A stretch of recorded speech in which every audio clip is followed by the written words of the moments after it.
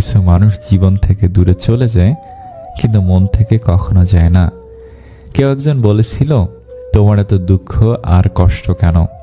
আমি হেসে উত্তর দিয়েছিলাম, মানুষ চিনতে পারি না বলেই আমার এত দুঃখ আর কষ্ট। হতেই পারি খুব সাধারণ, সবার সাথে মিশি, হাসি মুখে কথা বলি, তাই বলে সস্তা বা দুর্বল নই। ভদ্রতাটা মা বাবার দেয়া শিক্ষা, তবে প্রয়োজন পড়লে কাউকে তার জায়গাটা ভালো করে বুঝিয়ে দিতে পারি। কিছু মানুষের কথার ধরন এমন হয় যে না চাইলেও চোখে জল চলে আসে। জীবন থেকে একটা জিনিস শিখলাম, চাইলেই সবার আপন হওয়া যায় না। ক্ষমায় যদি না করতে পারো তবে ভালোবাসো কেন? বারবার ঝগড়ার পর ভাবি তার সাথে এই শেষ কথা, আর কথা বলবো না।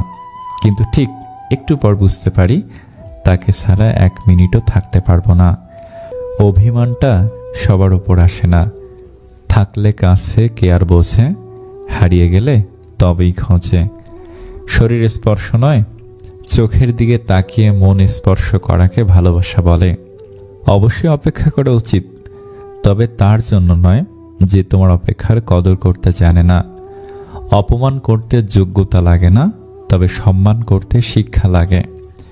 কিছু কিছু মানুষ ঠিক তাদেরকেই বেশি গুরুত্ব দেয় যারা তাদের গুরুত্ব দেয় না, আর ঠিক সেই কারণেই তারা কষ্টও পায় একটু বেশি। গুরুত্ব দেবে যত, মানুষ সস্তা ভাববে তত। চোখটা বড়ই স্বার্থপর, নিজের হয়েও অন্যের জন্য কাঁদে।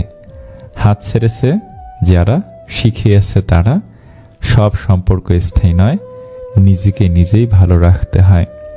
সফল হলে সবাই আসে, আর ব্যর্থতায় শুধু বাবা মা পাশে। বাবা মায়ের জন্য ব্যয় করাকে খরচ বলে না, এটাকে বলে সৌভাগ্য, যা প্রত্যেক সন্তানের কপালে জোটে না।